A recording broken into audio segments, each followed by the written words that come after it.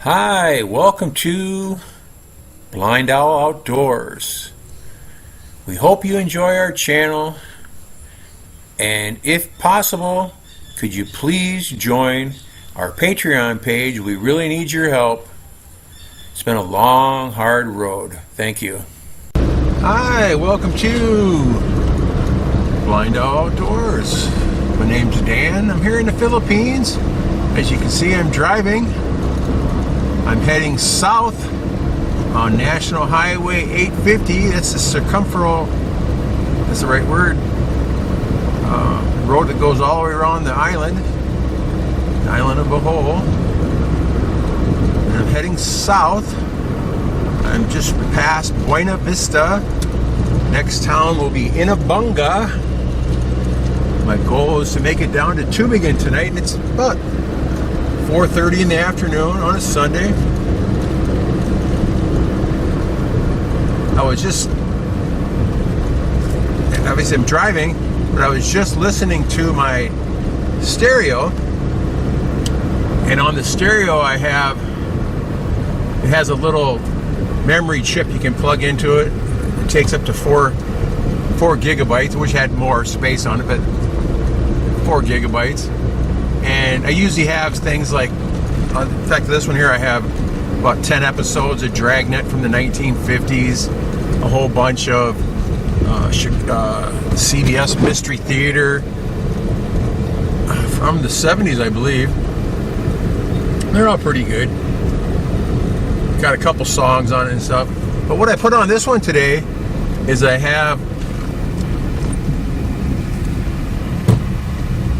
downloaded a whole bunch of coast-to-coast shows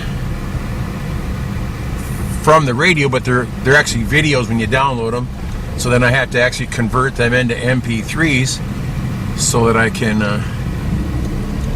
play them on the radio here. And I was just listening to an interesting one. I don't know if you guys have ever heard of David Pilates. Have you ever heard of him before? He has the books and the TV shows and the movies now called Missing 411. And I happen to be listening to episode of Coast to Coast. This is the first episode that he was on Coast to Coast with Art Bell. And Art doesn't know what to think about him. He doesn't know much about him or anything like that, so he's kind of skeptical about stuff. But he's been on Coast to Coast probably a dozen times or more, and all over the blogs, and not blogs, but podcasts and all that good stuff over the years. And now he has a couple of shows, and I think there's 3 movies now, maybe 4 movies, which are all pretty interesting, where he just goes over different cases and explains what's going on. But what he's talking about, and I don't know if anybody's interested in this or not, but he's talking about people that are disappearing in national parks, and not just getting lost, but just gone. No trace of them whatsoever. Some of them, they do find dead bodies later, 10 or 12 days later, they'll find a body or something like that. And the body's always by water for some reason. And they rarely have shoes on for some reason, even in the wintertime.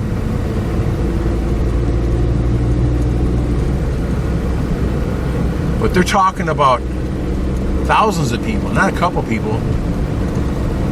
Hundreds and thousands of people go missing every year in the national parks. Now, if you put that to a statistic, you know, there's probably several million people visit the national parks every year. Maybe more than that, even probably a lot of millions of people. And a couple hundred people missing. Well, that's not really much in statistics, but why are these people disappearing? That's what he's trying to figure out. And it's real interesting. I've watched a bunch of his movies, and I've read a couple of his books, and it's actually quite fascinating. He has one on Alaska, which is just absolutely bizarre. How many people disappear in Alaska every year? It doesn't make any sense. It's a lot. I mean, a lot. But the people, like, say, he was just telling a story about, I think it was in Yosemite National Park, or Crater National Park, one of the other ones, and it was a kid disappeared, was in a family group, and the kid was right in the middle of the group, and someone said, "Oh, look at the deer," and they all turned their head and looked at a deer, and when they turned back, the kid was gone. They looked all around. A kid can huff, say a 7-year-old kid, how far can he get in 5 minutes? Probably quite a ways if he's running or something, but why would a kid be running? But they looked all around, couldn't find him, and then called the Park Service, and they brought in rescue teams. They searched and searched for him, and the kid was never found. Pretty strange. And there was another one where a kid disappeared. I think this was a littler kid, like 4 years old or something like that. And they came in and searched for him. I think they even brought in the military, and the military searched for him. And no one could find him. I think it was like 2 or 3 days later. Well, the other thing too is when they do find someone alive, it's usually in a place that's been searched several times, which makes it even weirder. The other weird thing is they bring in bloodhounds and dogs, and the dogs usually will walk a little ways and then just stop, refuse to go on. They completely lose. There's no scent at all, which is very strange. Almost like the disappeared person is lifted straight up off the ground or something like that. No one knows, of course. But the one I saw about the 4-year-old kid, they searched and searched and searched for him, and they couldn't find him anywhere. Then all of a sudden, like 6 or 7 miles away, a couple was hiking, and they saw something up on a ledge on like a 600-foot bluff. And they got out their binoculars and looked, and they saw it was a child. It was just sitting on the ledge of the bluff and looked to be alive. They called the ranger service or whatever, and they had to send a team to him. They had to go from the top down to him. They went down to him, and they found him. He was alive, but on the side of a bluff where there's no possible way he could have climbed up to it, not in a million years, and there's no way he could have went down to it. He's just there, and his clothes were put on wrong. Like his shirt was inside out or something like that, and the buttons were wrong on it or something. I can't remember what the exact details are, but really weird stuff like that. And then the other thing they talk about, he says a lot of times it's people that are hiking by themselves, just don't come back, or it's someone that's hiking with a group, and the last person in line just goes missing.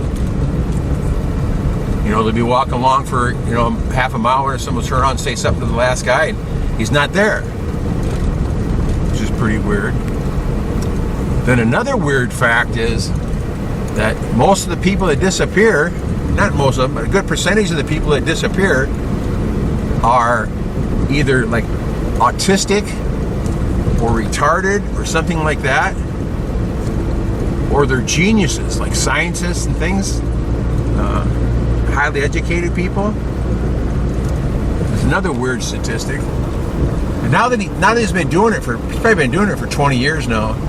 Now he's got data from all over the country, the United States, and all over the world. It's happening in Japan and Australia and different places like that too. I think in this video here he said he has data from 8 different countries. And this interview is probably from around the year 2000, I would bet, because Art Bell was still interviewing, and he's been dead for a long time, from coast to coast. I don't know if you guys listen to Coast to Coast. Some of the stuff's pretty out there, but some of it's pretty interesting. Like I listened to a Coast to Coast the other day with George Carlin on it, and they interviewed him in the hotel where he's staying at in Las Vegas. And it wasn't a comedy thing. It was just about what George Carlin thought about different things. Very interesting. But this David Pilates is very interesting because, again, I've seen a whole bunch of it on YouTube, and they're playing his videos and his movies. Some of them you can watch, some you can download. I found a neat thing on the computer. I mentioned this before, that if you push the window, I have a Windows computer, whatever you want to call that, PC, but I believe it's something very similar on Apple too. But you push the Windows button on a Windows Windows program, push the Windows button and Alt, and hold them down, and then push R, and it records whatever's on your screen. So what I do for different things I'm saving them, I save a lot of those reels because I was saving them to my Messenger, but they disappear after a while. So I've been just saving them on hard drive. What I do is I put a reel on, I put it on pause at the beginning, then I push Windows and Alt together, then hit R, and then click on the reel and it starts back up, and then it records until I push the button for it to stop, and then I have a actual copy of it. For doing regular videos and stuff, it's much better, and even the YouTube videos, you put it on full screen and just push pause, and then do Windows Alt R, and then you record the screen.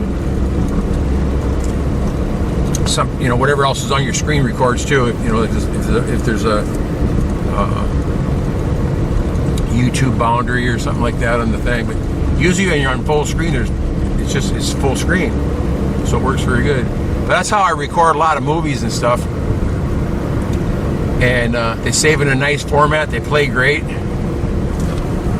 But the David Pilates stuff is so interesting.